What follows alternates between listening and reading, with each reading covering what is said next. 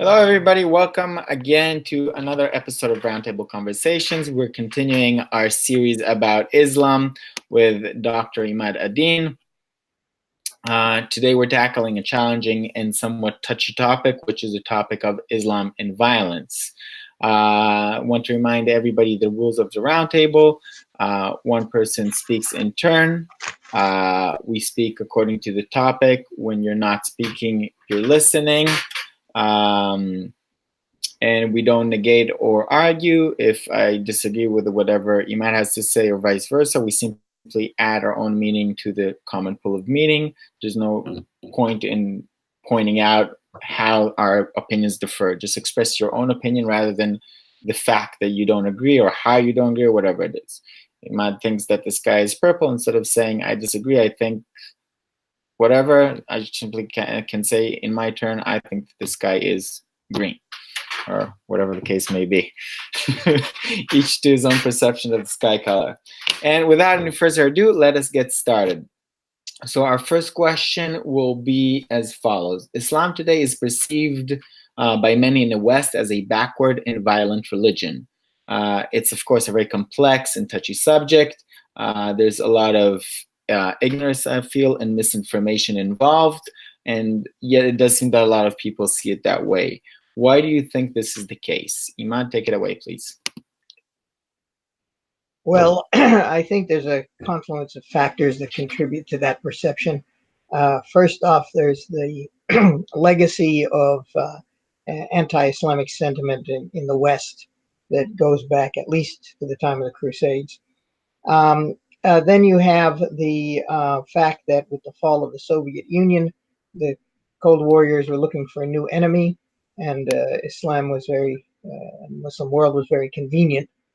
And then finally, you have the problem of the Israeli-Arab dispute, or the Israeli-Palestinian dispute, which has some very powerful lobbies, most significantly the evangelical Christians, who feel that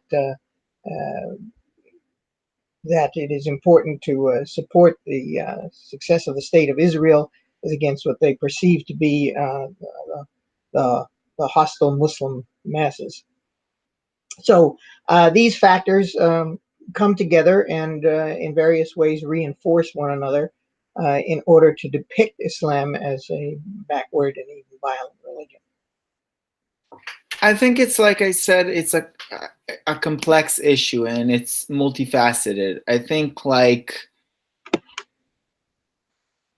many things in life, there's a kernel of truth to it, and then there's a lot of that's piled on top of it.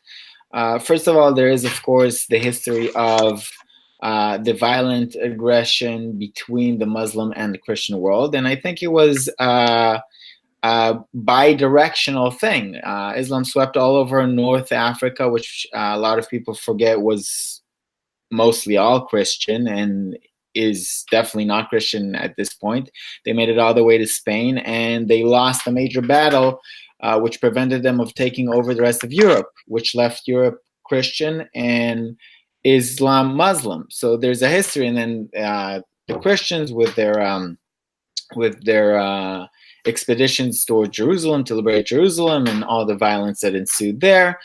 There was definitely a back and forth of conflict between the Muslim world and the Christian world, which I feel provides a certain historical basis for it. And also today, there is, I feel, an issue with Islam as far as certain interpretations, very violent, very extreme interpretations that took hold in popularity in the Muslim world.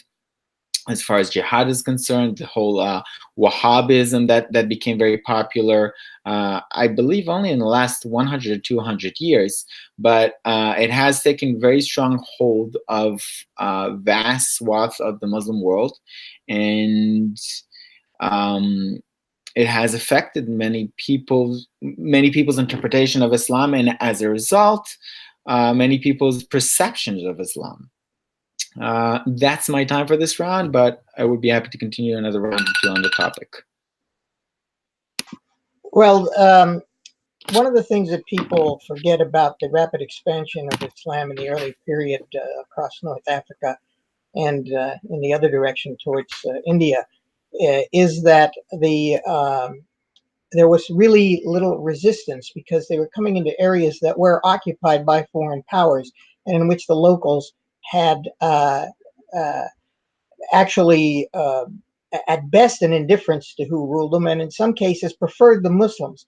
For example, the invasion of Spain was by invitation by a exiled Hispanic prince whose daughter had been, depending on who you believe, either seduced or abducted by the current then current rulers of Spain, the Visigoths, who were not, contrary to the common opinion that the Muslims came into Spain when it was ruled by Roman Catholics. It was not. It was ruled by the Visigoths, who were actually Unitarians. They had been oppressing the Catholics and the Jews of Spain. And this exiled prince, once the Muslims had arrived in Morocco, who had been living in what we now call Morocco, went to the ruler, the Khalifa, and said, you should go into Spain. And the ruler had his doubts about whether he would be it would be as easy to go into Spain as it had been to go across North Africa. And so he asked his general Tariq, for whom the Straits of Gibraltar are named, Tariq, to go into Spain and check it out. And his reconnaissance mission supported the fact that it would be very easy to conquer Spain. He went back and reported this. Oh, I see my time is out. So, no, once you finish the story. Okay, well, he reported that it would be easy to take over Spain, and he was authorized to go in.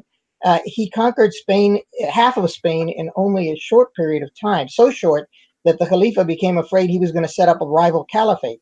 So the Khalifa came in with his own army, took over the other half of Spain, met Tariq in the middle, and asked him what his intentions were. And Tariq said, "My intention was to fulfill your orders." It was only when they got to to the battle you mentioned that they met any serious resistance. And for the first time meeting serious resistance, they said, "Well, okay, apparently across the border in France it's not the same," so they stopped.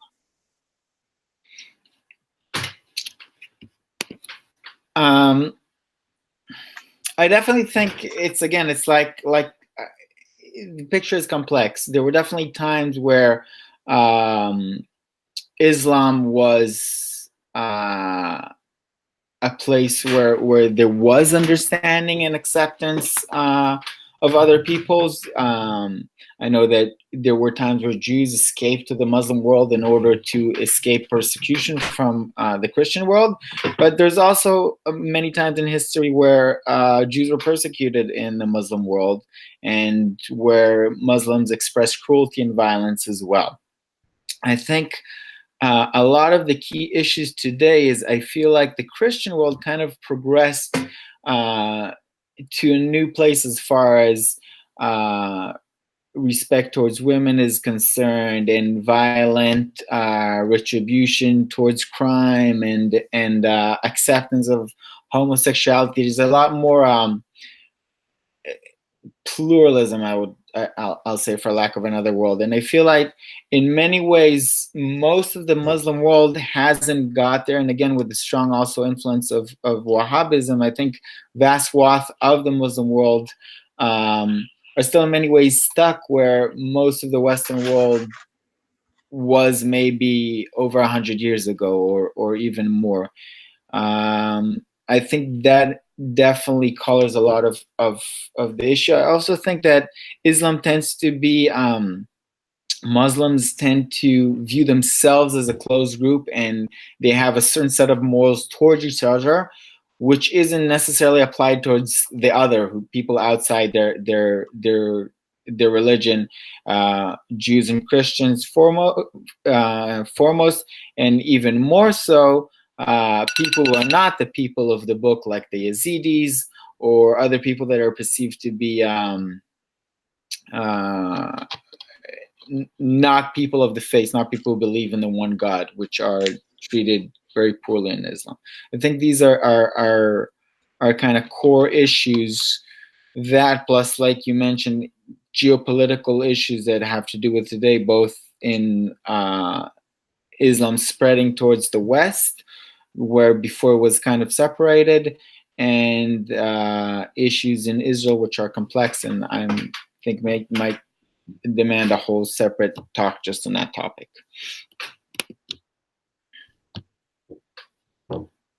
I think we have to be careful not to, when we're making comparisons, to compare apples and apples. The arc of history is long, but it bends towards freedom. So I'm not going to, obviously, if you're going to compare the Muslim the Muslim presence in Spain against America today, it's going to look a little backwards. However, if you compare the Muslim occupation of Spain against life in the rest of Europe for minority religions, it's no contest. Despite the fact that there were some, and I definitely don't want to romanticize it. There are some people who try to picture it as some kind of paradise. It's not a paradise. There were problems between the religious groups, but Spain in the 15th century under the Muslims was much closer to America today than it was towards the life of those minorities in the rest of Europe. On the other hand, it is certainly true that in the Muslim world for the last at least 100 years, and arguably for the last several hundred years, Europe has been, well ahead of Spain. But I would argue that what you're seeing is that long arc of history. The Europeans, once they had an encounter in the modern times with the Muslim civilization, picked up many of the ideas from the Muslim world and continued with them, advanced on them, went further. So that instead of the minimalist and restricted tolerance practiced by the Muslims, they went to a more advanced level. And here I have to say, one must always remember the West is not monolithic. America is much more tolerant than, say, France or Germany, even today, let alone, say, during the 20th century, at the time of the Nazis, or compared to Russia under the communists. So yes, but I think there are various reasons for that, and that they are not rooted in any kind of inherent backwardness in the Islamic religion. Mm-hmm. Mm-hmm. Yeah, and this is a good segue to our next question. Definitely, you see universities, for instance. It's my understanding that they came to Europe through Spain, where Muslims had their version of universities, madrasas, I believe they were called. And when the Europeans took over Spain, they encountered this phenomenon, like, oh, this is a good idea, and gradually spread into the rest of Europe. In general, I feel that Islam is, like you said, at the time, was a very positive influence in improvement. Muhammad reduced cruelty to animals. He banned slicing parts of live animals for eating. He banned animal fights. The original charter of Medina referred to all the people of the city, regardless of religion, as Ummah, as the nation. It tolerated Judaism. In general, Islam lowered the tribalism of the Arab world, united all the various warring factions under one face. In his farewell sermon, Muhammad said that your lives and property are inviolable, and he forbade usury, blood vengeance, and murder. So in many ways, Islam and Sharia law were originally an improvement on accepted human rights and norms of its era. And yet, it does seem that it has somewhat stagnated, and the West values of personal agency, freedom, rights of women, banishment of slavery, acceptance of other people's sexual practices has outpaced the Muslim world. Do you agree that it is so? And why do you think that this has happened? What do you expect? What do you think the next step in the maturation the Muslim world should be? Again, if you look at the march of history towards more freedom, you see different groups carry the ball at different points in history. So the Muslim world, beginning with the time of the Prophet, peace be upon him, took up that ball and carried it a long way. Many of the reforms, besides the ones you mentioned, I mean, one should also mention the Prophet's reforms on the rights of women. Um, when he started preaching, the different Arab tribes had different attitudes towards women. His own tribe, the Quraysh, was extremely negative in their treatment of women. But he adopted policies of the more, what we might today consider enlightened tribes. And for example, under Islamic law, women had, even married women, had the right to their own property. This is something that wasn't established in Mississippi and Alabama until the women's movement of the 1980s. So it wasn't just, a step in the right direction. It was a leap ahead of where Europe was. Now, the what you said about the colleges and the universities is correct. And it wasn't just Spain, it was also southern Italy. In fact, Copernicus had to go to the University of Padua to learn about astronomy because he wasn't going to learn it in Poland or Germany. And the ideas that were being formulated and developed in the Muslim world were picked up by the West and were advanced further.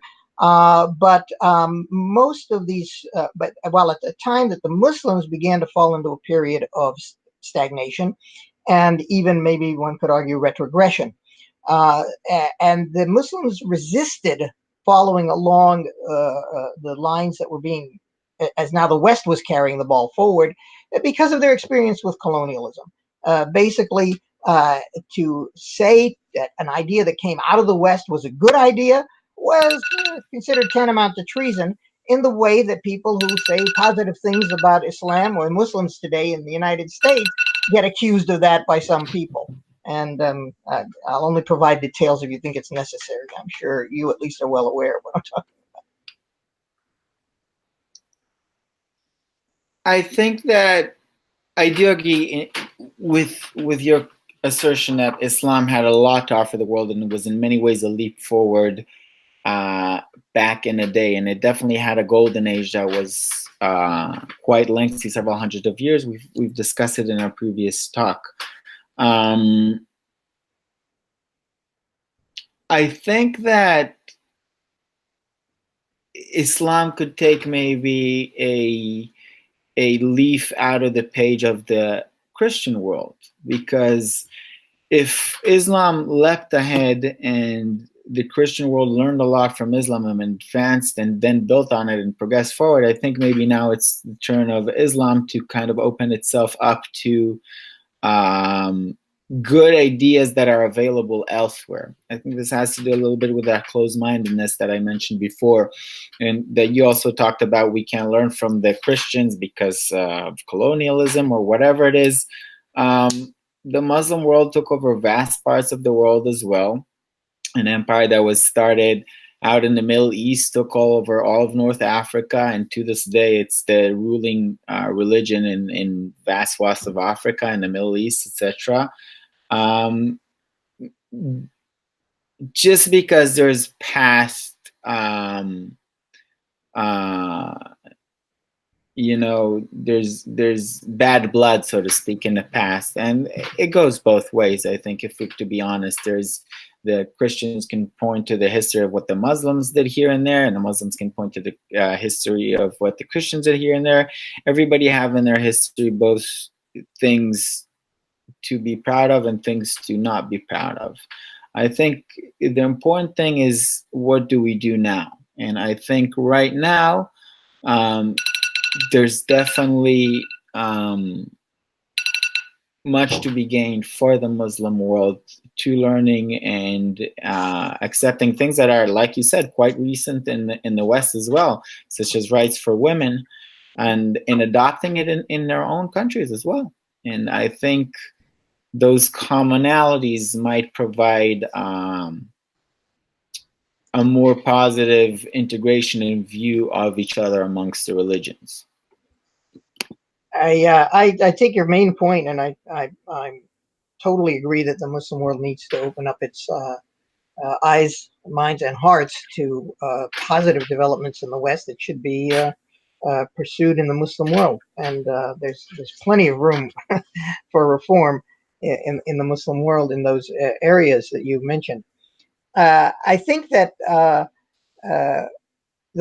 when Muslim reformers are trying to adopt ideas from the West, innovations of the West that they think are wholesome and salubrious, that it is important for Muslims, who generally tend to take their religion seriously, to show that that is in conformance with the principles, the higher principles of Islamic law, and that it is not helpful to try to blame Islam for the backwardness of the Muslim world or Muslim regimes at this time, because essentially it hands a weapon to the people who benefit from the current situation to be able to say, oh, these people they're just agents for the West, and they're just they're just basically traitors to the Muslim world, rather than evaluating the ideas on their own merits and saying, well, let's take the question of intermixing of the sexes. Okay, that is, I think, an area in which one could fairly say the Muslim world, not all of the Muslim world, but some parts of the Muslim world, are definitely behind the West. Is to say that the arguments that have been put forward by the traditional scholars in favor of segregation of the sexes are at best obsolete, and perhaps actually were never really part of the fundamentals of Islamic teaching, since we know that in the time of the Prophet, the women prayed in the same mosque as the men, with no curtain between the men and the women.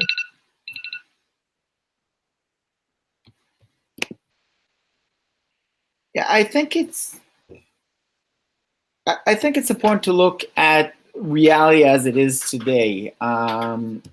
I don't really see the point of separating the religion from how it's practiced by its practitioners right now, because I feel like that's really the most pertinent issue. How are today's Muslims practicing Islam? And whereas you could argue the religious points with them, I feel that's maybe like how you could make a positive improvement. I think we can agree that today's practitioners of Islam in vast parts of the world, in North Africa, in the Middle East, in Saudi Arabia, in Iran, there's definitely room for growth as far as morals and standards of freedom and equality are concerned. I think the Muslim world will benefit from it immensely. Women, for example, are more than half the population, and it's an unused asset to any society if it chooses to put it down. These are complex issues. I definitely think that there was a golden age, and now it would be fair to admit a certain amount of stagnation and to move forward and rise again. Like you said, there's the long view of history. There's no reason not to rise again. There's over 1 billion Muslims in the world and many successful, intelligent people within that community, and they think the positive in a religion could be adopted, and positive in other societies could be adopted as well, and a new golden age of Islam could ensue. I think it's more than fair. The problem is, again, how you go about effectuating that kind of change. People who perhaps are totally well-meaning in their desire to see the Muslims progress don't seem to realize the counterproductivity of coming in with an attitude that, we are the advanced civilization, even though one could argue that in a sense it's certainly true, but you have to emulate our style of life. How do you separate what are the incidentals of the Western way of life from the essentials of that fundamental liberty and respect for the individual and respect for reason and I think critical thought that I think are the essential ways in which the West has progressed beyond the Muslim world. When you come in and you say women are oppressed because they wear cloth on their heads, and therefore, if you want to progress, we're going to have to ban that, make it illegal. I just can't conceive of anything crazier.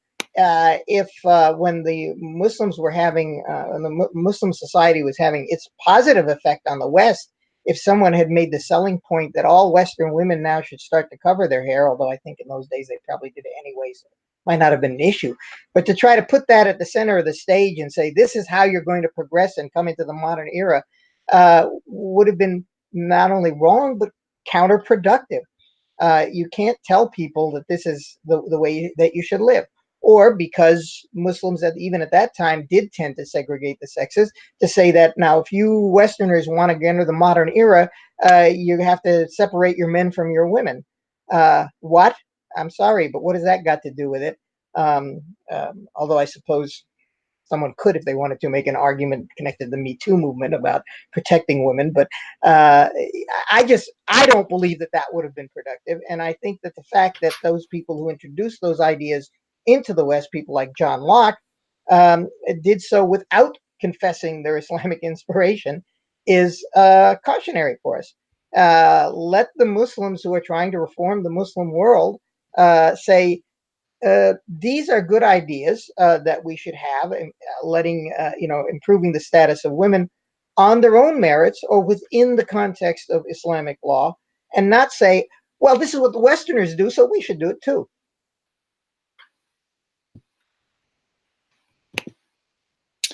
I'd like to move on to our next question.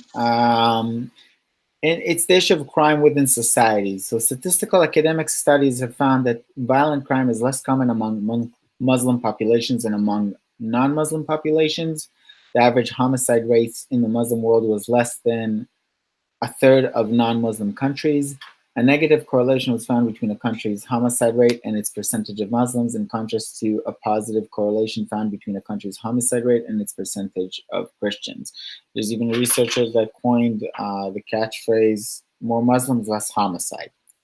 So what do you think that the prevalence of violent crime is lesser amongst Muslim populations?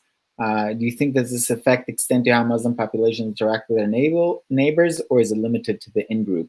How can this positive phenomenon support an improved attitude towards Islam and behavior of Muslim believers? Well, let me begin by saying I'm not an expert in this area. I've not done my own studies, nor would I pretend that I'm up to date on all the studies others have done. Having said that, I do have my opinions based on my inside knowledge of what it means to live life as a Muslim.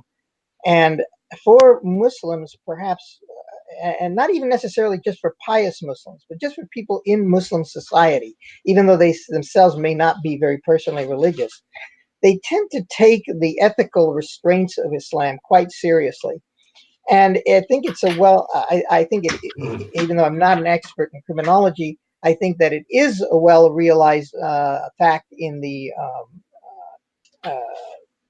among the experts in that area, that it is not sufficient to have strong set of laws governing these kind of questions, that what you need is an internalization of the population, that to do these things is wrong, and therefore most policing is actually self-policing. It would be impossible to prevent murder, theft, and all these other things just by having a strong police force. At a minimum, it would mean living in a police state, but quite frankly, I don't even think then it would be successful at all. What you need is people who say, this is wrong, I'm not going to do that. And I think that that is very, very common against Muslims. I remember a young lady who had come, she was raised in West Virginia. She visited Egypt and converted to Islam. And she said one of the reasons that she was so impressed by Islam was how this Islamic ethos permeated the culture. And she said, even a man who is not at all religious, he's considered himself an atheist, would walk out of a room if he heard someone backbiting someone else. And she compared that with West Virginia, where not only were there many people who, who were secular, who didn't take Christian moral teaching seriously, but she felt that even among the Christians, there was more hypocrisy than she observed in Egypt. Yeah, I suspect it has to do with a culture of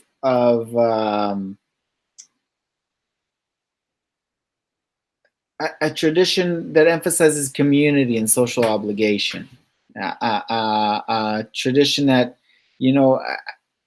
I believe that it has a lot to do with people meeting all the time in the mosque and this constant obligation towards people you perceive to be close to you. I think that Islam is very powerful in creating that strong bond. And I think that creates a certain level of self-policing, like you said. When it's perceived as somebody close to me, a brother, a part of my extended tribe, then I'm much less inclined to hurt him or cheat him or whatever it is, because it's perceived more as somewhat of myself. I think we see similar phenomena amongst other closed groups that have a very strong tradition of community, whether it's the Mormons within and of themselves or religious Jewish communities. And research about that, specifically about that crime, the Shinto and Buddhist traditions in Japan also came up.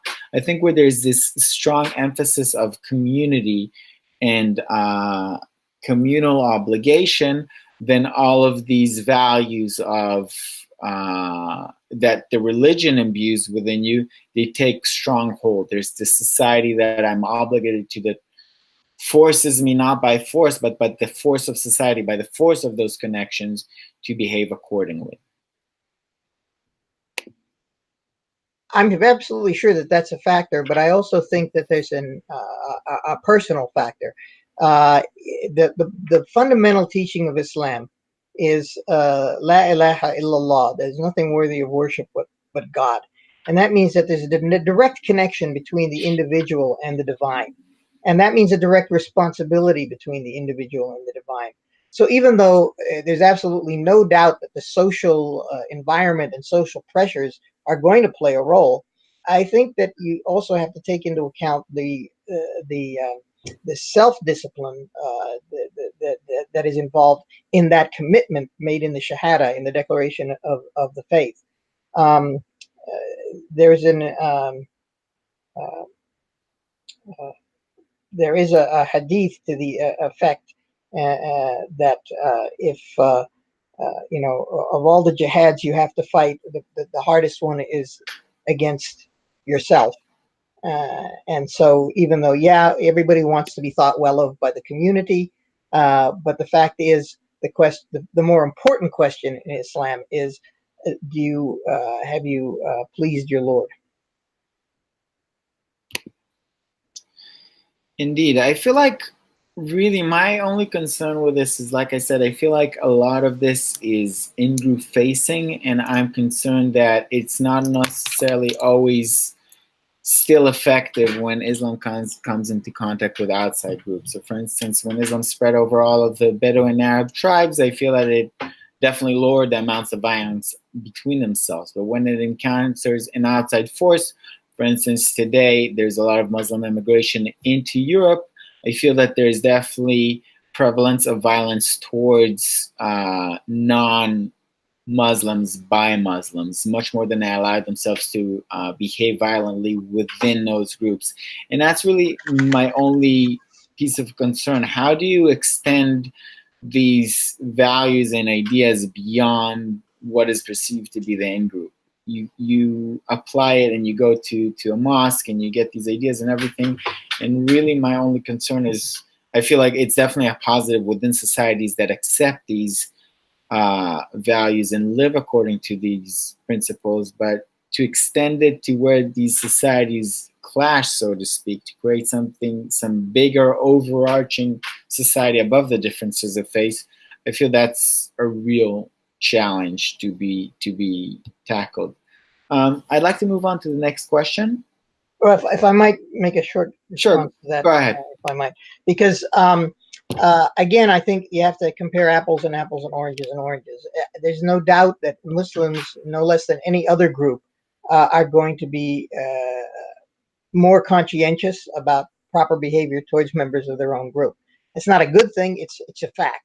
But the implication that Muslims are less respectful in terms of avoiding violence to non-Muslims than the other way around is something that I would question and challenge. I think that the white nationalists in America have less to fear with Muslims than Muslims have to fear from the white nationalists, and I would I would venture to make similar comments about France or Germany or any place else.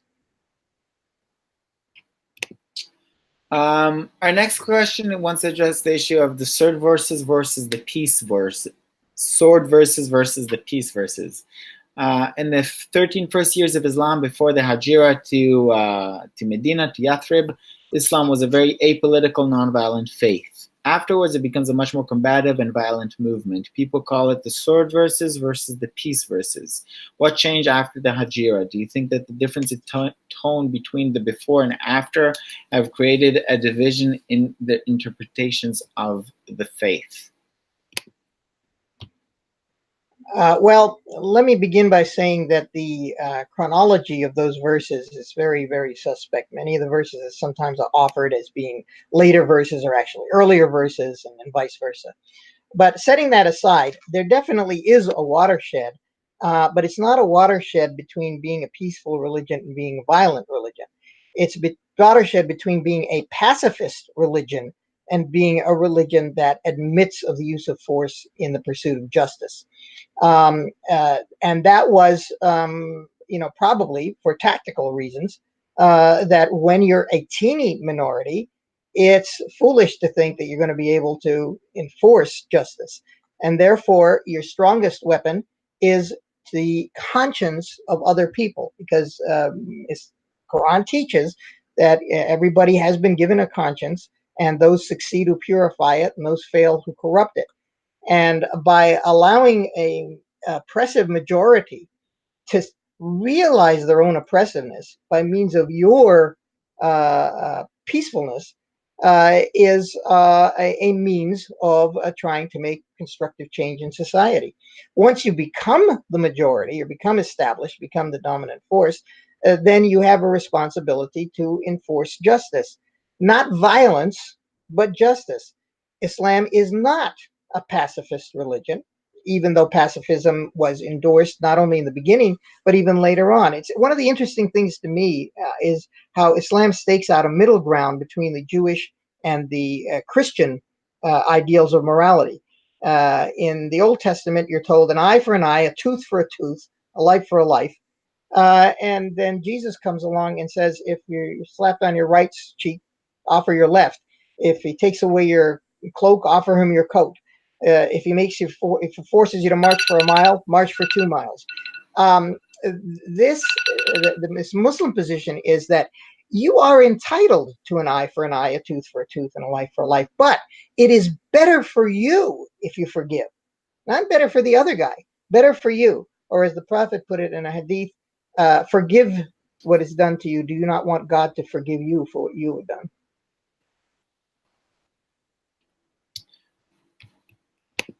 I definitely feel that in any religion, really, there's a wealth of different sources to draw from and to prove your own point. I think ultimately, like I said, it's how the practitioners of the religion live today. What are the values that rule them today? In Judaism, for instance, there's burning of witches, there's stoning and such.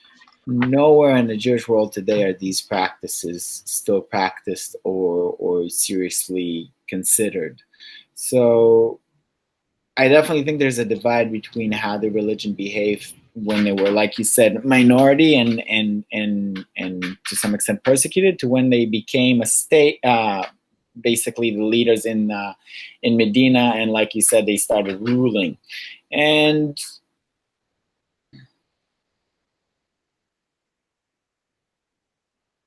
I don't know if it's positive that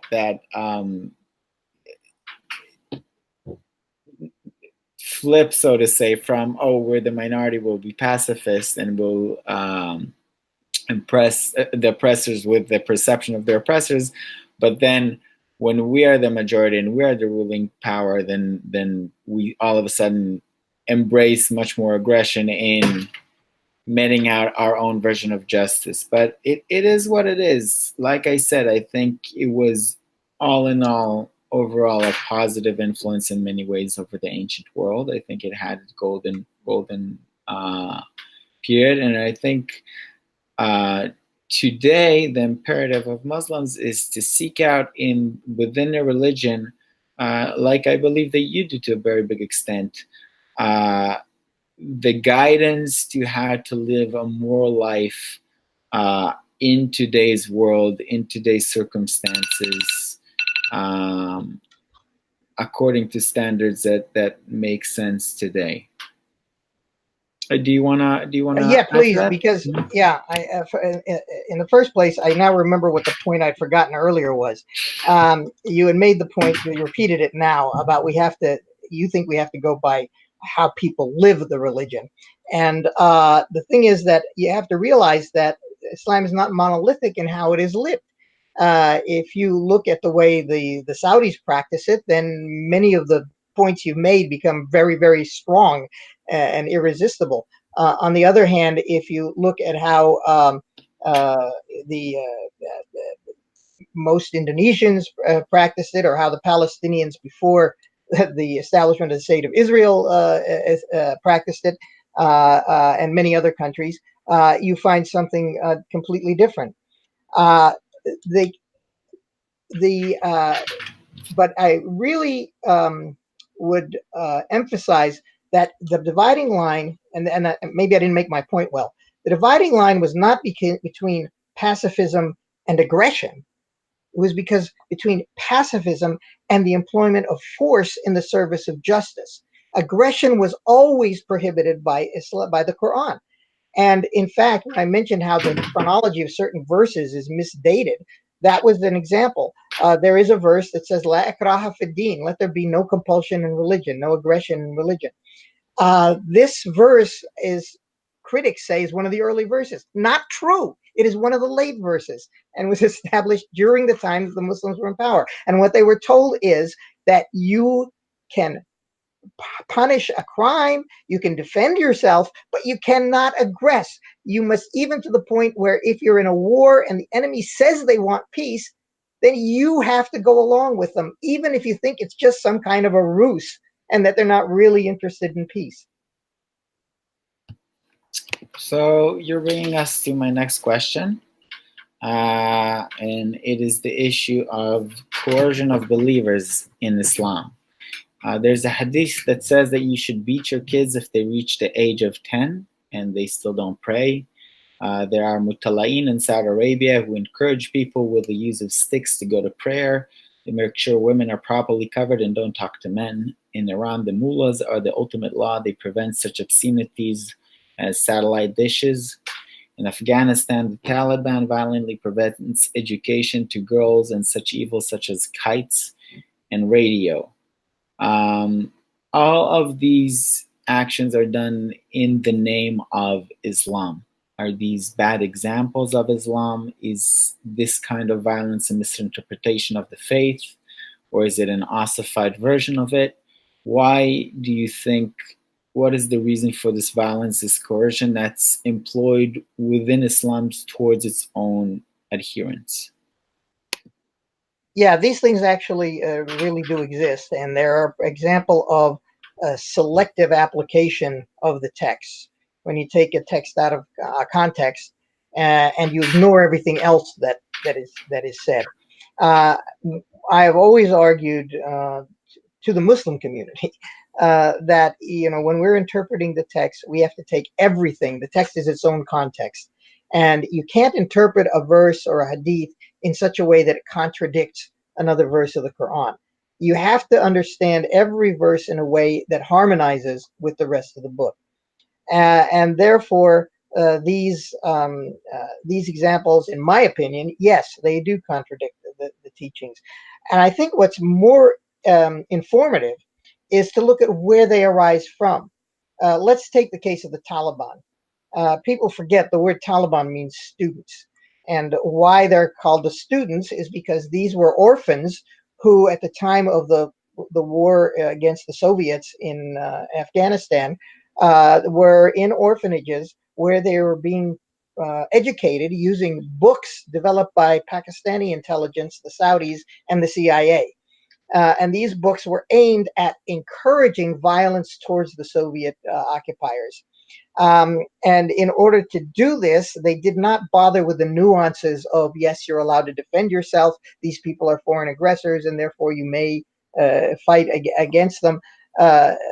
This was not what was emphasized. What was emphasized was, like teaching arithmetic by saying, if Khalid has 4 guns that he can use to kill Soviets, and he gives 2 of them to Ahmad to kill Soviets, how many guns does he have left? It was a brainwashing propaganda. Once the Soviets were expelled and the Americans were the occupying power, well, surprise! All of a sudden, all of these teachings backfired against the American presence. So my point is simply that when you see people who are, in my opinion, misrepresenting the religion, it is A, invariably because of selective use of the sources, and B, look to why they are selectively using the sources. I do not think, in no case have I been able to blame the religion, but which for me means the Quran.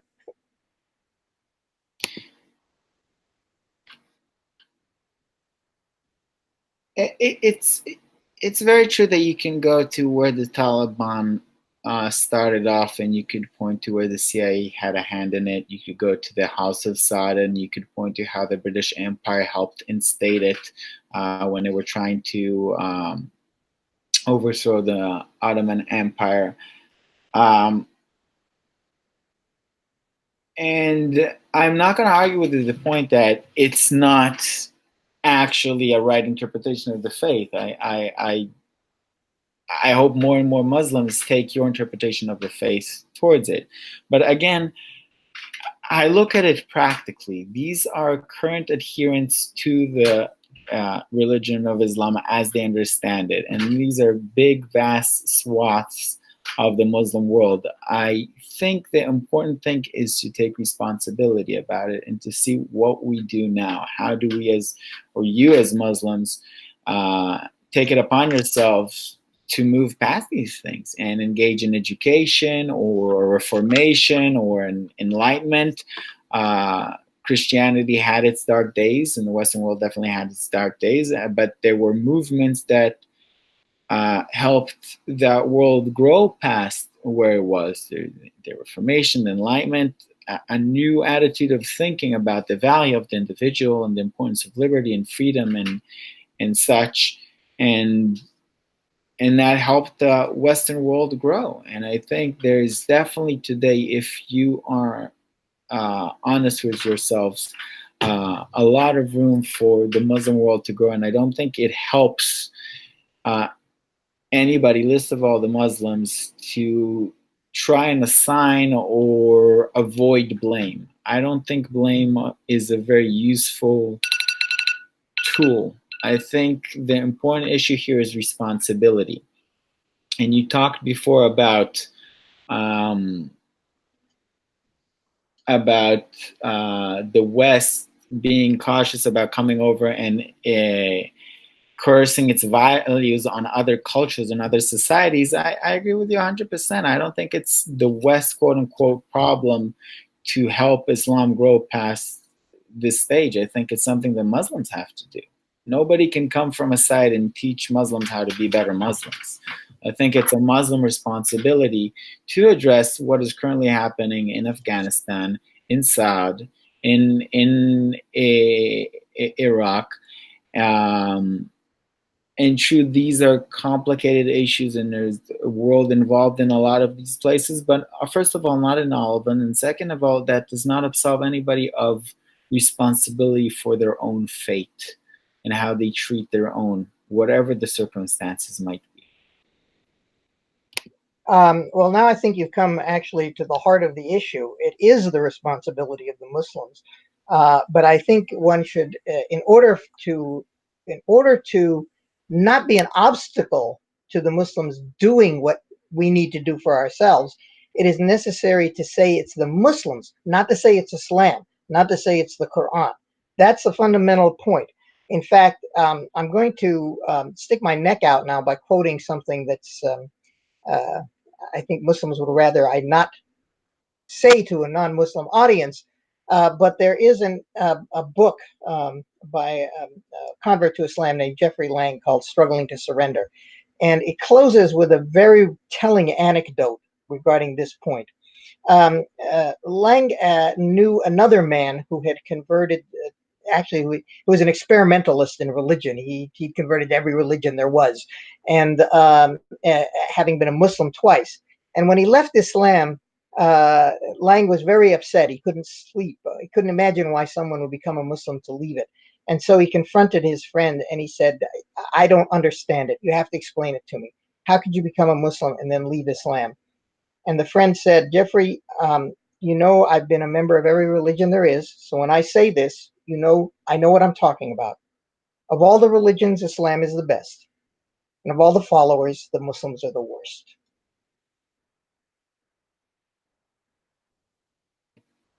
I'm not proud of that, but I think it's to the point. It's very potent. It's very potent. Yeah, I don't have a lot to add to that. I definitely think that we're in agreement that coercion of believers is not the way to go. If this is the best religion, people will probably feel compelled to follow it. I'd like to move to our next questions. It's another painful issue. It's the issue of blasphemy.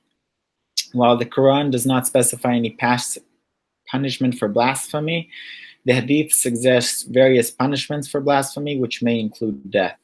The punishment can be fines, imprisonment, flogging, amputation, hanging, or beheading. We see some extreme examples of violence as a reaction to blasphemy, perceived or otherwise, in examples of Salman Rushdie, Theo van Gogh, and the Charlie Hebdo shooting.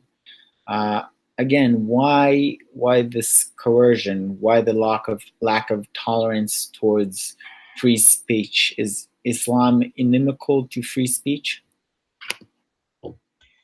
Okay. Well, first off, you're correct about the Quran and not having a punishment for blasphemy, but actually it goes further. The Quran actually says, God says, "Leave me alone to deal with those whom I created bare and alone." In other words, God can defend himself. He doesn't need our help. Now, having said that, then you raise the question, well, what about the way it's practiced? Because there's no doubt that there are many countries in which there are laws against blasphemy. And even though they're rarely enforced, the fact that they exist results in vigilantism. So that, for example, in the case of Pakistan, there have been cases where people have been acquitted of blasphemy and then go out and, released from prison, to go out in the streets and get murdered. Where does this come from? Well, again, you are correct about observing there are some hadith that support this. And here I have to say something to people not knowledgeable about Islam, how the hadith differs from the Quran.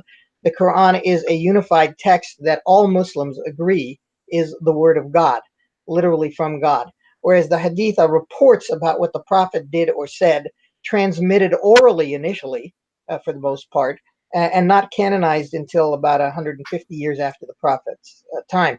And therefore, there's a lot of room for suspicion about the validity of one hadith or another. Um, However, Muslims have accepted the corpus as a source of Islamic law out of necessity, because the Quran's not a book of law; it's a book of moral guidance. Okay, so what is going on here? I will now play devil's advocate and argue for a position I do not accept at all. But those people who believe that blasphemy is punishable make the following argument. Yes, God can protect himself, but the prophet is dead and cannot protect himself against libel. And therefore, we, the community, have the responsibility of punishing the people who would demean the name of the prophet, either by attacking him directly or by attacking the Quran, which is the revelation that was given to us. Obviously, I don't agree with this, but my time is out, and I don't know if I need to. I need to dispute the point. I'm just explaining where it came from. Yeah, well, there's a second round, so you can finish your thought. Yeah, I think it goes without saying that in today's connected world, where all religions and cultures and nations mix, there's no room for such intolerance. Even more so with what you clarified, that this isn't actually canon. This is part of the Hadith, which is arguable, and I think it is shows Islam in a positive light, that it is actually not part of the Quran itself. So this is something that today's believers, today's Muslims, have taken upon themselves to enforce and interpret the faith, which I think has no room. But I think it's definitely one of these examples of why Islam is viewed in a negative light. This is negative behavior that Muslims practice, not only in Muslim countries, but also in the West, where Muslims have recently immigrated more and more. When they bring this sort of behavior and way of thinking into the West, like in the case of Theo van Gogh and Charlie Hebdo, this is something that creates vast swaths of ill will. And I think it's important that Muslims own not only how other people are preventing them from being integrated and accepted, and why other people are responsible for them being perceived as violent and backward, but also where their behavior is in fact violent and backward and prevents them from moving forward and being integrated and accepted as at least as equals.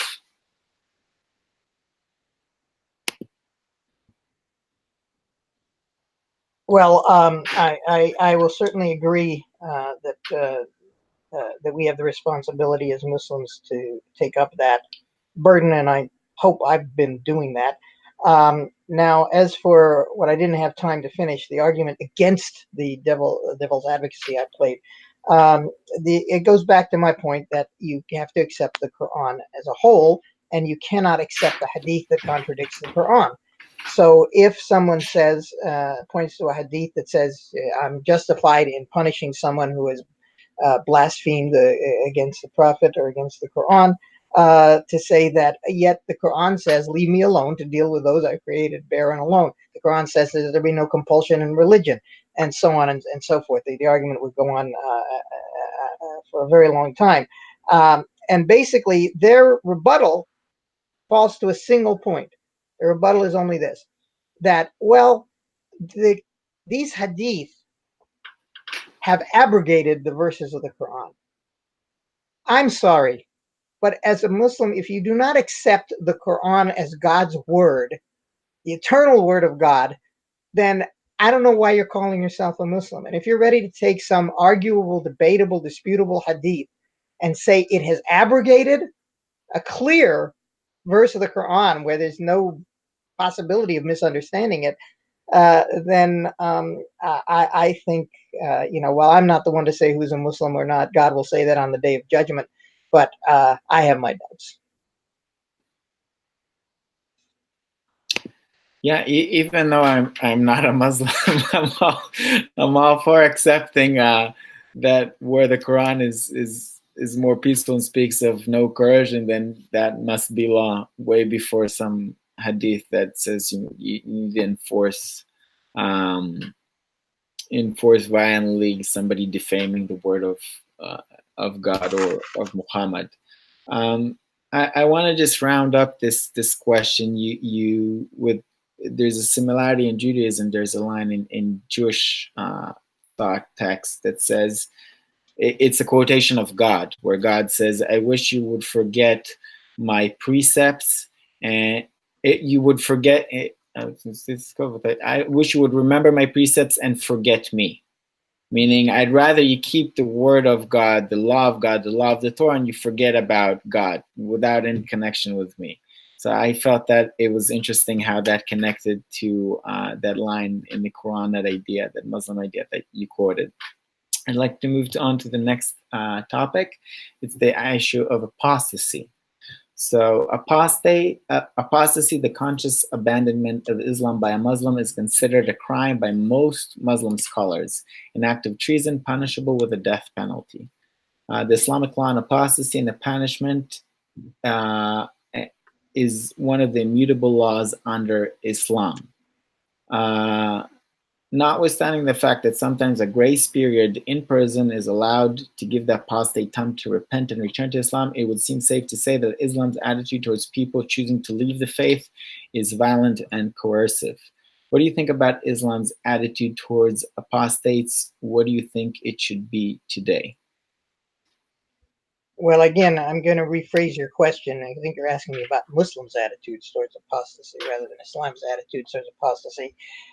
And as far as that goes, the answer is going to be very similar to the one I made before about blasphemy. In the Quran, it says, "Let those who believe believe, and let those who don't believe not believe." Now, what's happened is that the people who advocate punishment, let alone the death penalty for apostasy, will say that that's a different thing.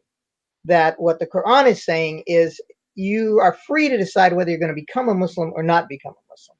However, they argue, once you've made the declaration to publicly become a Muslim, then you're in a different category. You're no longer in a position of someone who may or may not believe. You're in the position of someone who has made a contract with God and now is violating that contract and therefore can be punished for violating that contract. Well, I'm not going to argue that one can be punished for violating, and that can't be punished for violating a contract with God. Well, my argument is that it's God who does the punishing, not humankind, and that there is nothing in the Quran that anyone can quote to justify a human punishment for apostasy. As for the Hadith, it turns out there's only a single Hadith that can be quoted to justify the punishment for apostasy. It goes to the effect of that when someone who had found out that someone had apostatized had burned him, that he was criticized by those who said the Prophet said that only God can burn people. And that this was interpreted to mean that he's being criticized for the particular punishment, not for the fact that he punished him or for the fact that even that it was capital punishment. To the contrary, according to this hadith, the Prophet said words to the effect of, kill the one who changes his religion. I have lots of problems with this hadith, starting with the fact that it doesn't even meet the requirements of hadith that are used in order to establish a law. It requires that they have two independent chains of transmission. This one does not. It has a single chain of transmission and therefore is not qualified to be the basis of law. But furthermore, just the wording, kill the one who changes his religion. If you take that at face value, if someone becomes a Muslim, you should kill him. Or was the Prophet talking about people who change the content of the religion, who would change the wording of the Quran perhaps and try to misrepresent it? To me, this hadith is absolutely worthless, and in any case, contradicts the Quran and therefore cannot be relied on. Again, I'm not going to argue the point of Muslim theology. I'm extremely unqualified, and if anything, it makes me very happy that you feel that the correct interpretation of Islam is that this is nonsense. And again, it does bring us again to the issue of how Muslims today are practicing the religion. This is something that's very, very widespread and accepted in the Muslim world. In 2013, a report based on an international survey of religious attitudes, more than 50% of the Muslim population in 6 Islamic countries supported the death penalty for any Muslim who lives the Islam. A similar survey of the Muslim population in the UK in 2007 found nearly a third of 16 to 24-year-olds faithfuls believe that Muslims who convert to another religion should be executed. It's a crime that's punishable by death in several countries. It's a crime in 23 out of 49 Muslim majority countries. In countries where it's not specifically a crime. It is in many times indirectly covered by other laws, things that have to do with rights that regard to children and all kinds of issues like that. So this is a widely accepted standard in large parts of the Muslim world, and I think it's high time that this issue be very seriously discussed amongst Muslims. I think it's a great example of something that's just very off and really I feel impedes Muslims' progress and Muslims' integration in the world. And if it has nothing to do with the faith and everything to do with how it's practiced, then even more so, I feel that it's time to grow out of this childish and backward behavior. I actually totally agree with you on this. So I don't know. The only thing I would add is this. There is this, and again, it's not to defend it. It's to explain why your point raises the question, why is this so commonly accepted by so many Muslims? And I think it's for historical reasons, that at the time of the Prophet, it was an exceedingly fine line between apostasy and treason. Once you made the declaration of the faith and you joined the Muslim community, you became part of the community, and you were fighting alongside the Muslims against the people trying to wipe it out.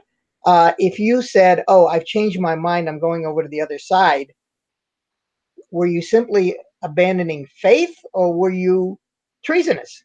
I think that in most actual cases, you were talking about traitors, treason. This is not the case, clearly, I would say, and I think you would agree, this is clearly not the case of the people who are being persecuted for apostasy today, maybe with rare exceptions. Most of them are not people who are going over to the other side to fight against the community they had at one time joined and become intimates with. Rather, these are people who say, I've lost my faith. And I would go further and say, not only are they not punishable for that loss of faith, but rather it's a Muslim community that should be examining why they lost their faith. What drove them away from Islam?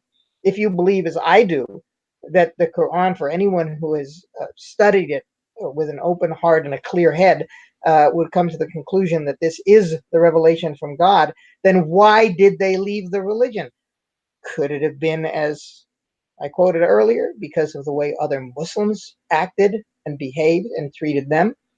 That's my suspicion.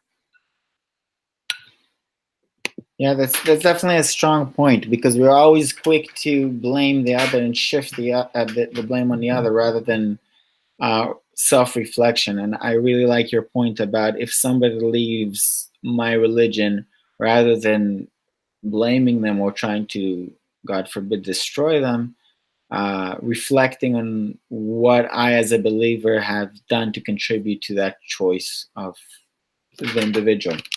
I'd like to move on to the next question.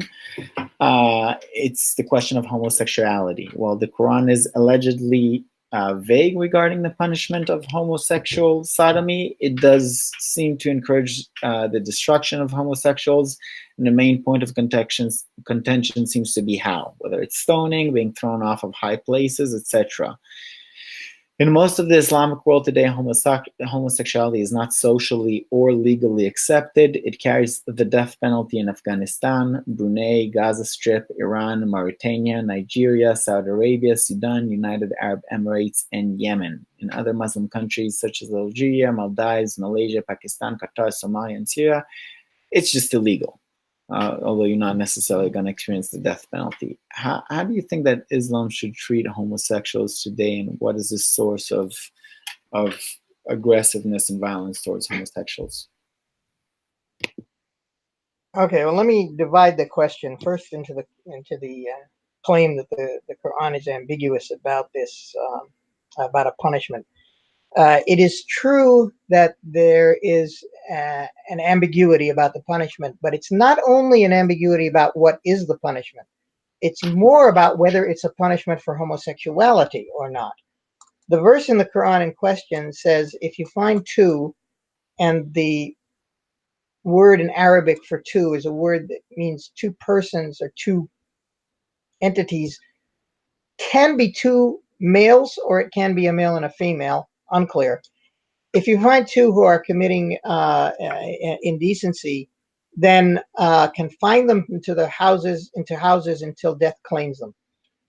To me, there are two problems with this interpretation. First off, saying it's a punishment for homosexuality ignores the fact of the ambiguity in whether the two means two men or a man and a woman, or just two people of whatever gender, which is a linguistic question. But it also seems to ignore the fact that the punishments, it seems to be house arrest, lifetime house arrest rather than capital punishment. So that's one question, and here I'm gonna, because of the short time I have, I'm gonna leave it there. Go on to the other question. So where does this what is the legality of homosexuality? Generally, Muslims believe homosexuality is illegal because of the denunciation of Sodom and Gomorrah in the Quran. The Sodomites are very clearly rejected and criticized, although their actions is not mere homosexuality, but seems to include homosexuality, and not just homosexuality, but sexual crimes in public, sort of like the Me Too question, the Me Too movement that's being addressed here. That they were very criminally aggressive in their sexual activities, including aggression against people of the same sex. Does this mean that homosexuality is disliked in Islam or illegal in Islam? That's been, I would say, virtually unanimous interpretation. However, recently it's been argued, and I'll try to make this as fast as possible because I know the clock went off. Recently it's been argued that homosexuality is not a choice, but is something that people are born with, in which case you can't be held morally responsible for it any more than anything else you would be born with. And therefore, we have to go back to my main point about you've got to reconcile everything with the Quran as a whole. The Quran does not punish people for that which is unavoidable. For example, even consuming alcohol or pork, if you were forced into it or you had no choice because you're going to die if you didn't eat the pork, you're told, well, then you're not going to be punished for it. So clearly, this is an issue that requires much conversation. Sorry. Indeed, I think it does demand a lot of conversation. I think like a lot of the things we discussed, it would be very apt for the Muslim world to spend a lot of time discussing these things. I don't think there's much issue with Islam as far as how it relates to homosexuality and its laws. I don't think Judaism or Christianity are in any meaningful way different. It's I know for a fact that in Judaism it's not allowed.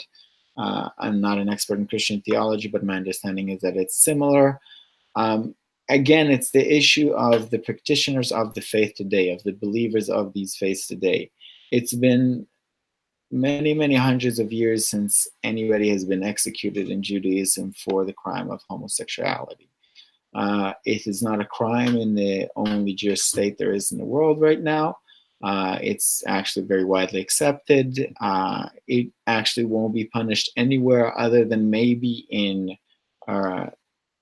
ultra-Orthodox communities, where the most that would happen to a person is that he would be ostracized, which is maybe something that's worth discussing, you know, but it's definitely not a violent reaction. It's like you're not accepting our laws, you can't be a part of our community, which is something that can be discussed whether it's valid or not. You made the point of whether it's genetic or whether it's something learned. But again, the issue circles back to how Islam is practiced today. And in the West today, homosexuality has been accepted as a choice that people can choose to make or choose not to make. And if many people in the Muslim world see this as abhorrent and requiring violent retribution, there is going to be problems with acceptance of Muslims as progressive, accepting, liberal religion, because their behavior in this aspect isn't so. Well, actually, in this may be one of the few cases where Muslim practice is actually more liberal. I just read, and it's up on our news and analysis on the Minaret of Freedom Institute, minaret.org, for those who haven't been there. Our news and analysis recently included a link to a news story about an American man who converted to Islam after visiting Egypt and came out as gay at the same time, and links the two in his mind to having to do with the greater tolerance he found among Muslims, not acceptance, mind you, but tolerance. That he was raised in a conservative Christian community where his family tried to force him to undergo conversion therapy, and he found that while Muslims didn't approve of homosexuality, they also didn't think it was business, did not want to poke their nose into his sexual preferences, and that his reading of the Quran and living in a Muslim community not only led him to want to practice, to become a Muslim, but also to become accepting of his own gay nature. So I think that before, rather than take that handful of Muslims who will throw a gay person off a roof to be representative of the religion, instead we should look at what the most Muslims do and say. And there, I think you'll find that it's not terribly different. And according to this one person, at least, he found it to be more tolerant.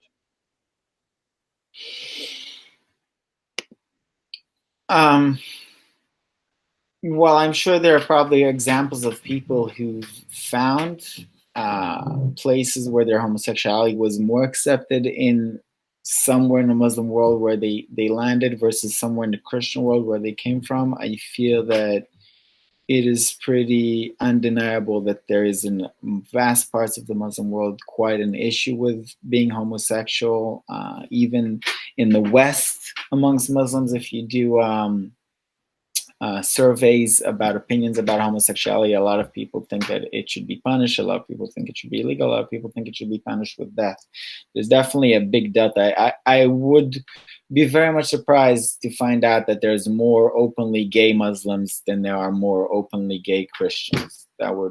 I don't know the statistics, so I can't argue the point, but my feeling is that there are more openly gay Christians in today's world. But I don't know. Again, I feel I agree with you 100%. I don't think this is necessarily something that is indicative of the religion. I wouldn't know, but what I do know about the believers of this religion is that this is definitely somewhere where there is quite an issue, quite a lot of violence is involved, and I think it should be addressed and rethought. Do you want to circle back to this question, or can we move to the next one? I think this is a question of fact about because it's not a question. Yeah, I would not claim there are more openly gay people in the Muslim world than in the Christian world, at least the Christian West. Maybe if you look at Christian Africa, it would be a different story. But I wasn't talking about that. I was talking about self-acceptance rather than acceptance by the community, because I did say I was clear to use the word tolerant and say as opposed to acceptance. And this tolerance is actually there for those Muslims who are intolerant of gay people. The tolerance of the Muslim community and the Muslim scholars, fuqaha, is something that bothers them. I remember a lady in our local community complaining to me one time, why is it the Muslims are not speaking out against homosexuality? Why is it that we're being so quiet? Why, she was very upset, but she was more upset that the Muslim community was being tolerant than she was by, it seemed, almost than she was by the homosexuality of those that she criticized. More power to the tolerant Muslim scholars. I hope that the vast swath of believers also become more tolerant. I'd like to move on to the next question.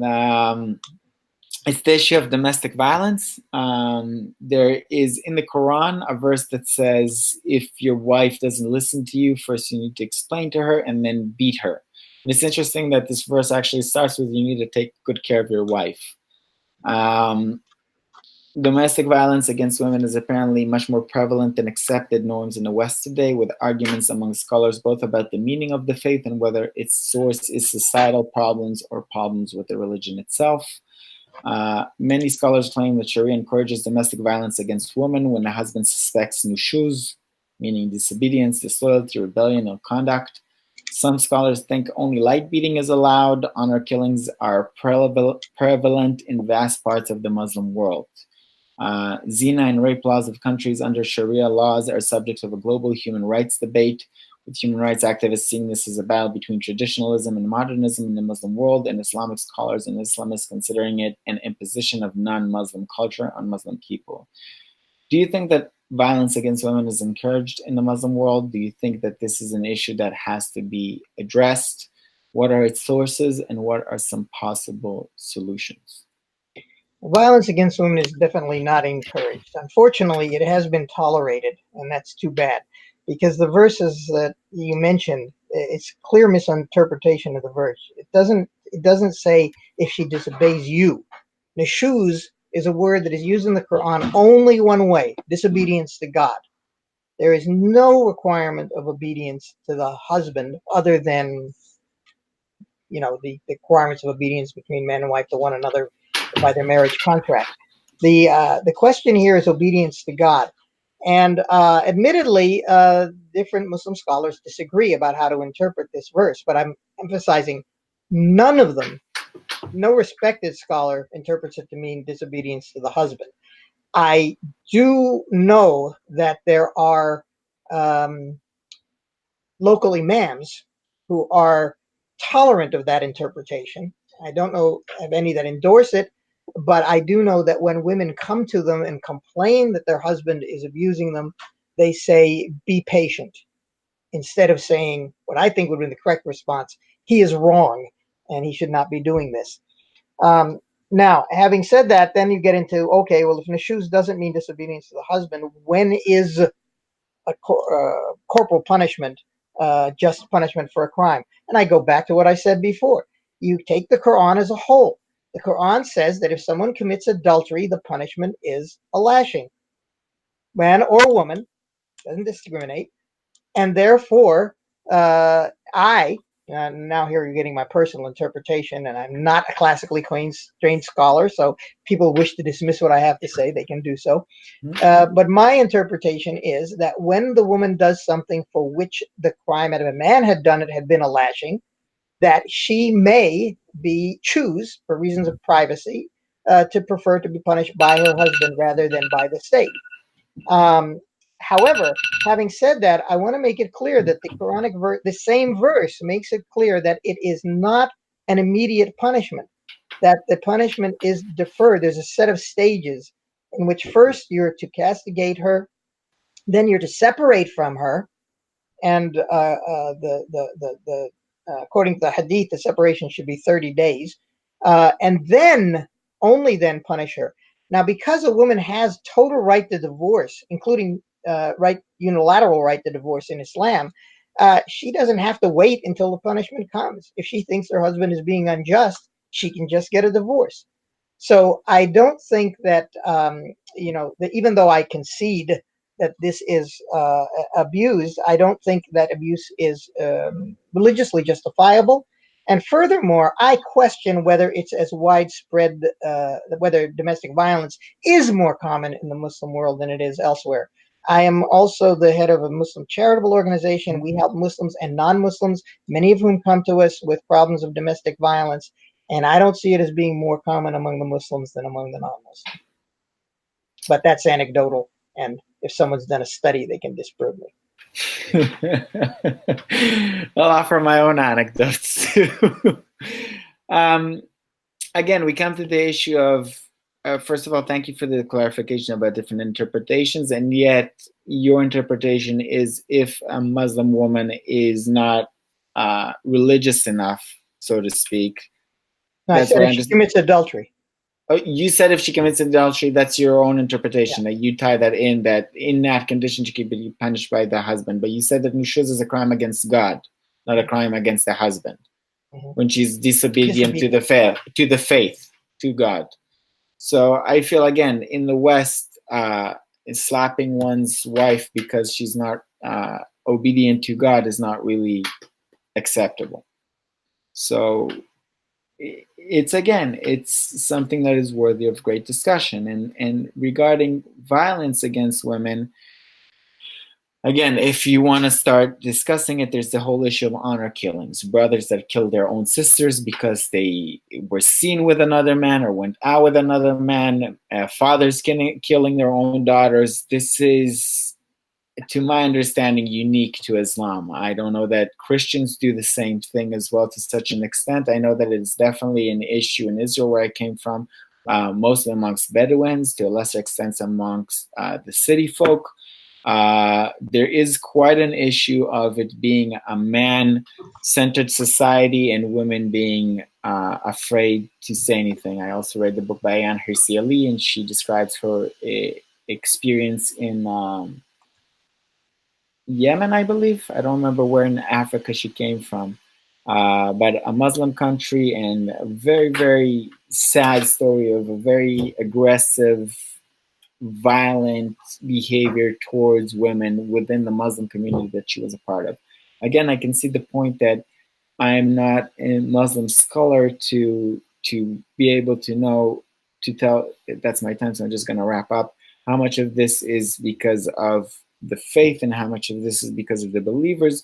But I definitely feel, I think this demands more serious, in-depth conversation. So maybe we'll do a whole talk about women in Islam in the future. But there's definitely an issue with violence towards, I believe, towards women in a lot of the Muslim world, and I think it's another thing that should be examined and improved upon. I'm assuming you want to follow up on that? Yeah, I would, because quite apart from the fact that honor killing is not sanctioned by Islamic law, the it is. I do not believe it is true that it is more common among Muslims than non-Muslims. If you look at in the societies where it is practiced by Muslims, it is also practiced by the non-Muslims. And again, while I make no claim to my own personal expertise, I know we have had references to articles about this on the website. And you know, I think if you check the literature, you're going to find that it's not just Muslims; it's rather a certain type of society. For example, you contrasted the Bedouins against the city people. I think if you contrast city people against rural areas, against Bedouins, you're going to find that that's the really more controlling factor than the question about whether they profess Islam or any other religion. All right. We'll look up the. We'll do a whole conversation about Islam and women in the future, hopefully. I'd like to come towards our we're progressing towards the end. There's the issue that I think it's a big issue that we haven't touched upon yet. It's the issue of war. The millennium of Muslim conquest could be classified technically as a religious war. The use of warfare has often resulted in propagation of the faith. Islam has never had a tradition of pacifism other than, like you said, before the Hijra. Warfare has been prevalent throughout its history. Do you think that Islam has become an inherently warring faith?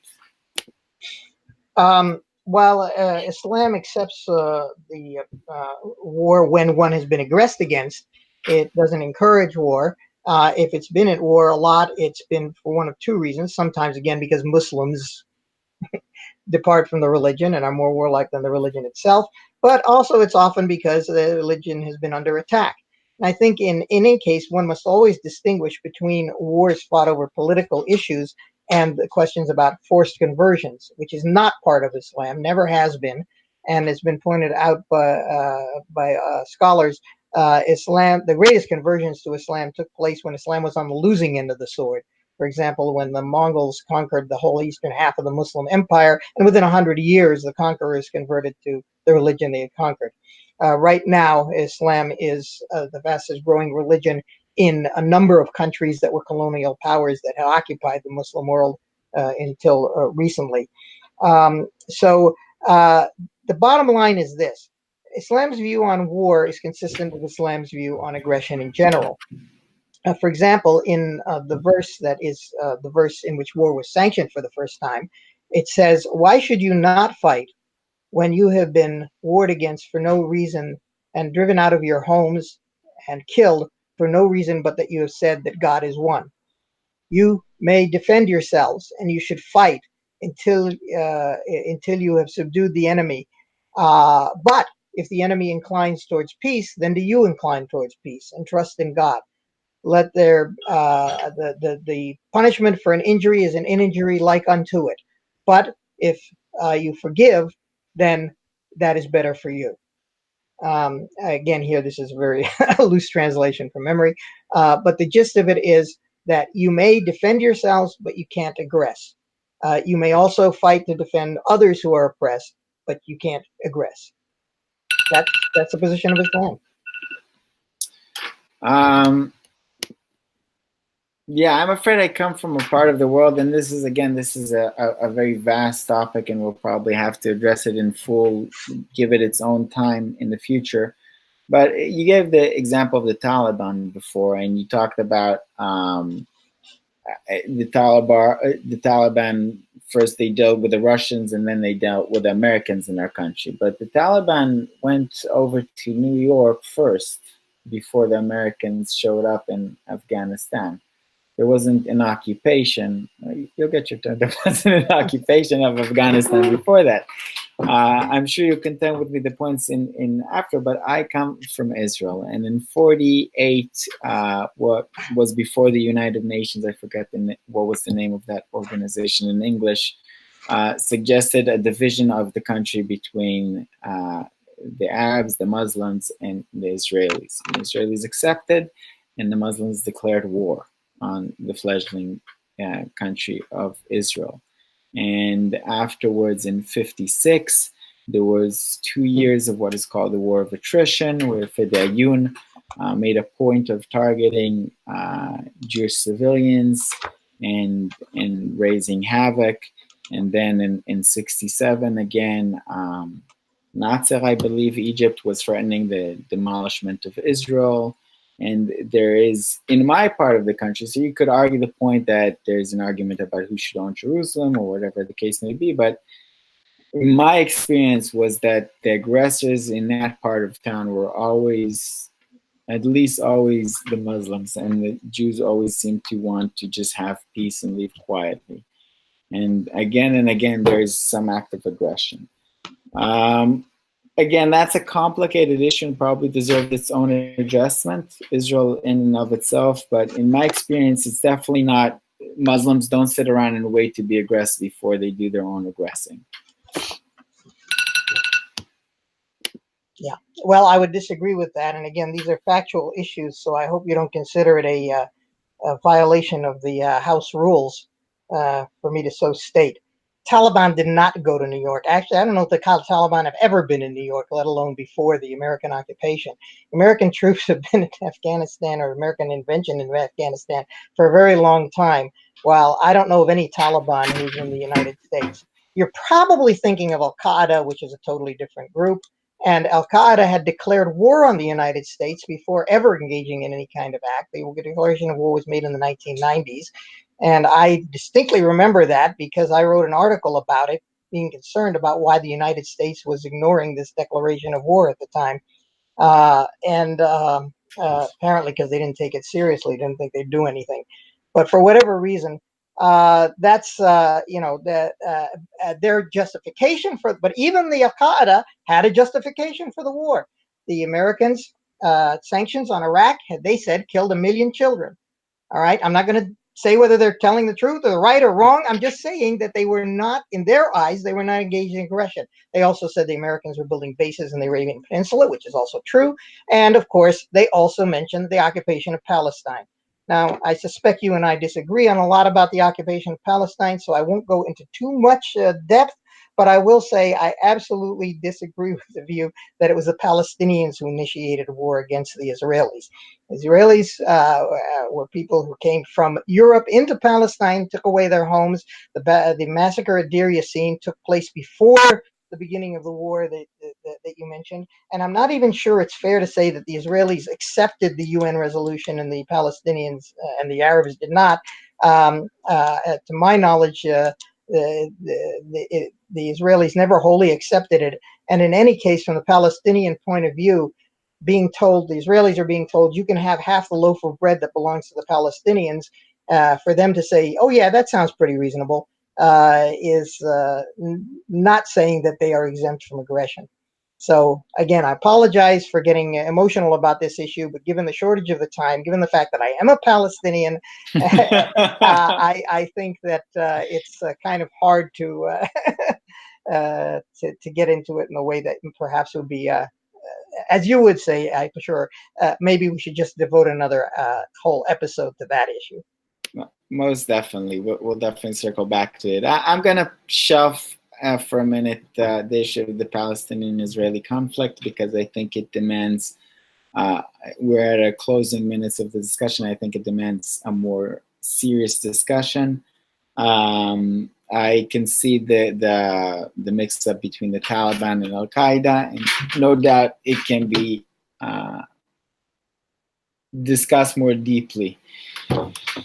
Whether who started it, the Americans or Al-Qaeda. I'm sure Americans feel a certain way, and I'm sure Al-Qaeda feels another way. I would like to, even though we haven't given nearly enough justice to the issue of war, I'd like to add to the issue of war the question of jihad. If we're discussing war, it's in the Islamic term referring to religious duty of Muslims to maintain their religion. Some people interpret it as to strive, to apply oneself, to struggle, to persevere. And to some, it means war against non-Muslims, warfare to establish the religion. Jihad is sometimes referred to as the sixth pillar of Islam, so it occupies no such official status. Islamic terrorists have relied on particular interpretations of the tenets of the Quran and the Hadith, citing these scriptures to justify violent tactics, including mass murder, genocide, child molestation, and slavery. In recent decades, incidents of Islamic terrorism have occurred on a global scale. Such attacks have targeted Muslims and non-Muslims. What do you think jihad means? Well, there's no dispute over it. Anyone who knows Arabic knows jihad means to struggle. And if you read the Quran, you'll see that it can be used to mean either a struggle for good or a struggle for evil. So the Quran condemns those who engage in jihad against the community and engage in acts of terrorism, effectively. But it praises those who engage in a struggle, whether it be in a just war against an aggressive enemy or against the evil impulses within oneself. You know, one of the things that I've been, one of the few positive things I've seen lately is a change in Hollywood, where they're beginning to present Islam in a more just light in some television programs. And there was one where I recently was very impressed, where a man is shown, Muslim man, caught in a dilemma where he's made conflicting promises to different people, goes to his imam and asks how he's going to resolve this issue. And the imam says, there are many jihads in life, but the most difficult jihad is that against the evil within ourselves. And so that is, you know, the concept that Islamic scholars have given of the greater and the lesser jihad. It's tied back to a hadith in which, after the Prophet had successfully repelled the invasion of the Byzantines, he told the people, we now go back home to turn away from the lesser jihad to the greater jihad.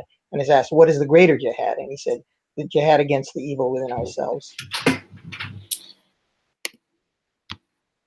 And by the way, regarding acts of terrorism, which I think by definition should be violence against civilians, that is something that is completely forbidden, not only by the Quran, but amply refuted in the Hadith, where the Prophet, in giving marching orders to his soldiers, said, do not attack women, children, the farmer in the field, the priest in his cell, etc., and don't even harm a fruit tree unless it serves a strategic purpose.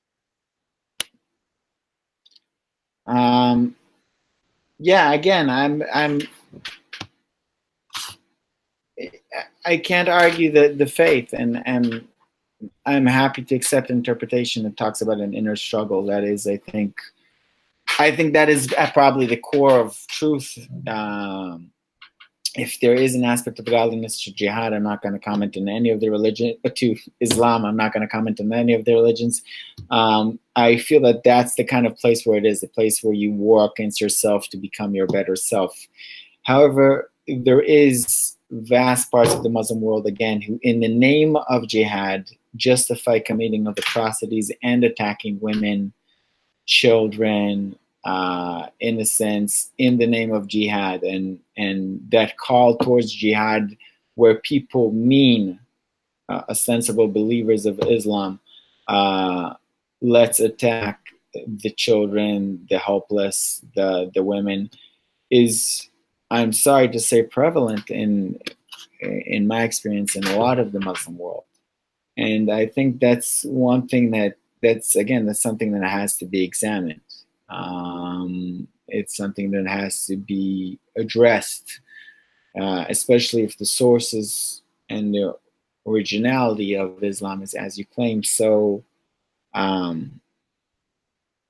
so to speak, and ideal, then this descent into barbarism and cruelty and violence towards those who are helpless, whether it's the Yazidis or any other population, I think that's definitely something that the Muslim world has to examine about how it conducts its warfare when it does. Well, I would say the same. I would not deny that, but I would also say the same thing is true of the non-Muslims who do the same things. I would point out, if you look at Alison Weir's statistics on the killing of children in Israel-Palestine, it's done about 3 times as often by the Israelis as by the Palestinians. So, I guess, unless you're saying that, well, yeah, but no Israeli claims they're doing it because of Judaism. I'm not even sure that's true, since there are some Israelis who claim Jewish lives are more sacred than the lives of other people. But I'd rather not get into that. No, that wouldn't be the distinction that... My distinction between, if you brought again up the Palestinian conflict, my distinction between the death of innocents on the Palestinian side and the deaths of innocents on the Israeli side is that Israelis target combatants, and the combatants on the Palestinian side shield themselves with innocence. They force their innocence, they force their children and their women to surround them in order to create on purpose innocent, so to speak, casualties. Palestinians, on the other hand, target innocents. They target women, they target children again and again. They fire missiles indiscriminately towards Israeli cities, and the only reason that there's such a discrepancy in amount of people killed is an undeniable superiority of firepower and technology on the Israeli side. Several weeks ago on the weekend, you could point out to how many deaths there were on the Palestinian side, solely ignoring the fact that they indiscriminately fired 700 missiles towards Israeli cities. They repeatedly tunnel underground in order to come out in kindergartens and murder children. Specifically, they target kindergartens, and I would point that to be the difference. There isn't a single Israeli soldier in the IDF, to my knowledge, that on purpose would target a Palestinian child. There is very clear laws of engagement in military combat in the Israeli military, and Israeli soldiers will be punished very, very seriously, and have been punished seriously for even minor infractions of the rules of engagement against terrorists. I'm sad to say that on the Palestinian side, it is very different. They repeatedly target on purpose innocents, and afterwards their community celebrates them as martyrs for having successfully murdered Jewish innocents and children and the mothers. How that is righteous or Muslim is really beyond me. We came again, sadly, to the issue of the Palestinian conflict without any real time to address it properly. But I'm sure you want to. I'm sure you want to address that as well. Well, again, at the risk of violating the House rules, I think that you'll find that because sometimes they have been prosecuted. In fact, there are clearly documented cases of soldiers who have deliberately killed children and innocents. And furthermore, apart from those cases that were prosecuted, there are others that have been reported by the media. Also, the Palestinians will deny that they ever deliberately target the children and so on. And making a comparison between very precise Israeli weapons that still manage to kill children and really crude Palestinian weapons that that can't target anybody but just get fired into at random is more of a reflection on who's arming whom and not a question of what the intentions are on either side. Again, look at Alison Weir's study, which I think makes it very clear who's deliberately targeting whom.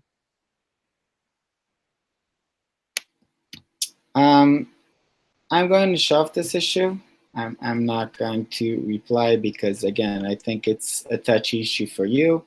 I think it's a touchy issue for me. It's very personal. I think it deserves a more deliberate discussion, more deep, both to the historical beginnings of it and to the present day conflict. I think it's complicated. I think some of the facts can definitely be debated. Like you corrected me on the Al Qaeda and Taliban point, there's some factual things that can be debated. I will say that I'm not aware of any case that an Israeli soldier was prosecuted for targeting a Palestinian child. There was an example of recent of an Israeli soldier that was prosecuted for having murdered an Palestinian terrorist. After that, terrorist had attacked and either injured or murdered a friend of his. And he came and he murdered that terrorist after he was subdued. And he was prosecuted for that. I am not aware of any case for the last 50 years of Israelis indiscriminately and on purpose killing Palestinian children. I am aware of several cases before the start of the nation of State of Israel, and there was a lot of internal conflict amongst Israelis themselves about that point. But again, I don't really want to delve into this topic right now because I think it demands a little bit more serious attention. I would like, if you may, to touch upon the last question that I think is pertinent and important, and it's the question of American Muslims. I feel that anywhere in the world, I think that American Muslims seem to be of a different cloth than their relatives in the old world, with a much higher tolerance towards other faiths, other cultures, and modern human rights standards. Do you think that this is actually the case? Why do you think this is so? And does it have to do simply with the concentration of Muslims here? Or is it something else? Does it have to do with the local culture? Or why do you think this is the case? To whatever degree it is true, I would think it is because the Muslims here have an exposure to a more diverse, society in which they're meeting all kinds of people of different religions, different backgrounds, different colors, different you name it, than they would have in the countries from which they may have emigrated. However, I don't think it may be as big as you think it is, depending again on which country you're talking about. If you're talking about Saudi Arabia, yeah, I would think it's like day and night. If you're talking about Palestine, again, based on my experience growing up in the home of with two Palestinian parents, they at least in the case of my mother, certainly brought her. My dad was mostly raised in this country, so maybe it doesn't apply to him. But in the case of my mother, who came in 1948, she was clearly bringing an attitude that she had with her all her life in Palestine, and it was not some new position she was staking out in the United States. Um, um, um, Again, similarly, people from Turkey, people from Indonesia, people from Malaysia, are going to be different from people from certain Gulf states. And even from the different Gulf states, it depends on which Gulf state they come from, on what attitudes they bring with them. Now, I will say that I do think there's some truth to this observation that can be seen in the generational difference between those people who were raised in the United States and parents who came here, later as immigrants.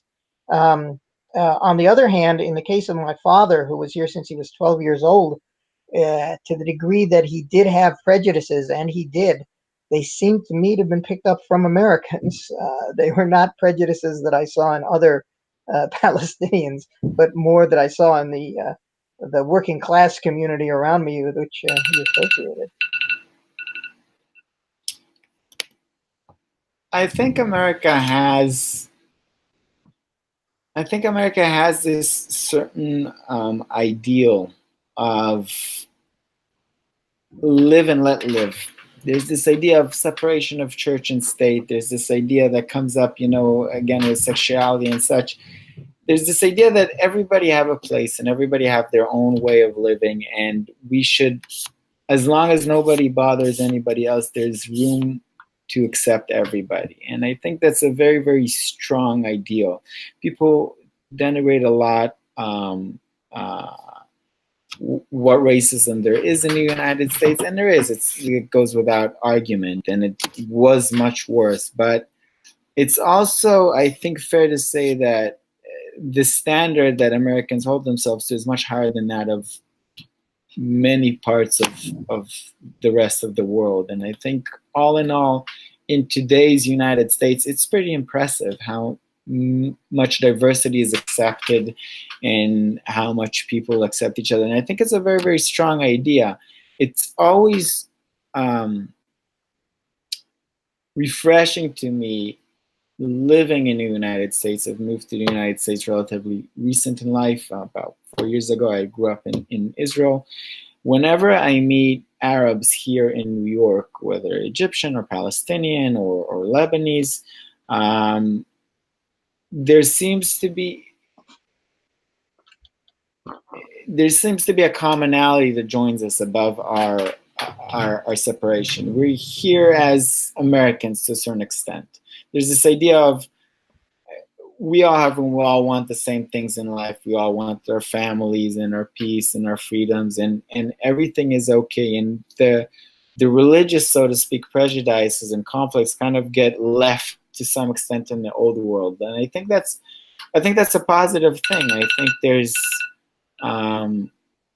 definitely potential here for the community. We were talking about a lot of things where there's an urgent need, I think, for Muslims to self-reflect. Not for anybody else to tell them what's right, but for them to self-reflect. And I think that if anywhere in the world I see hope for that happening, I think it is in the United States. Here there's acceptance for it, there's room for it, and I think definitely if it starts anywhere, I wouldn't be surprised if it starts here. Well, the center of reform in Muslim society throughout history has moved around from place to place. And I think that it is now in the United States for some of the reasons that you've identified. But again, if you study Muslim history, you're going to find that at different times it was in different places for different reasons. I think that in this country, various minority groups tend to feel more of an affiliation with one another than, well, certainly I think Jews and Palestinians in this country feel more affinity with one another than they would in Israel or in the occupied territories. But that's for very, obvious reasons. On the other hand, one of those reasons is because who is the privileged group in the society? Even to this day, I think the white Anglo-Saxon Protestant is the one that still has the advantage in this society, and the success that all minority groups have had in achieving their economic and educational and personal, professional goals hasn't changed that yet. In fact, I think one of the reasons there is such a vehement, white nationalist reaction now is because perhaps the dominant group sees that they're on the verge where they're no longer going to be in that position.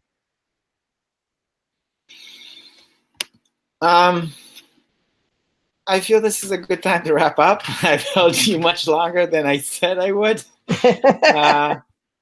Admittedly, this was all very sensitive territory, and I really commend you for mostly. I think this was a good conversation. Mostly, we were held to the rules of the roundtable. I think it's important. I recently read this article of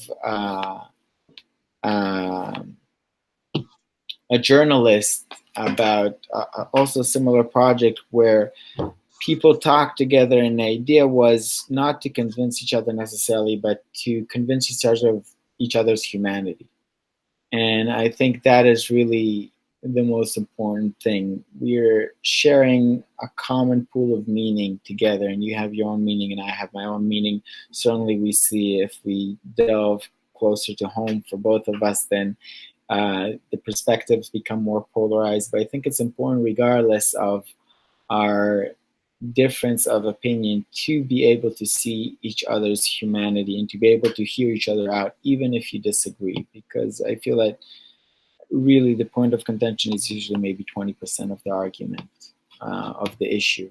And that's 80% of the conflict. And I think it's important to be able to rise above that and create a shared common pool of meaning and listen to each other. And I thank you very much for braving this conversation. I'm sure it wasn't easy, and it was quite touching. A lot of it definitely for you wasn't easy as a Muslim, and I really respect how you defended your religion and how you presented what you think is its finer sides. So thank you very much.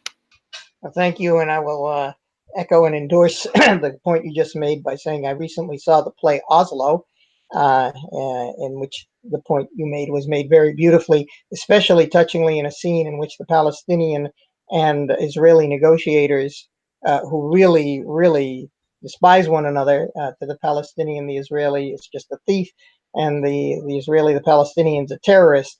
But in their conversation, they discover both have daughters named Maya. Yep. Definitely in the United States, the people I feel closest to are people from the Middle East, whether they be Palestinians or Egyptian or whatever it is. Definitely much closer than a lot of the local population here. It's been a pleasure. I hope I see you again. We'll tackle some other touchy issues. Always a pleasure and an honor speaking to you. Have a great day. Thank you, Tom.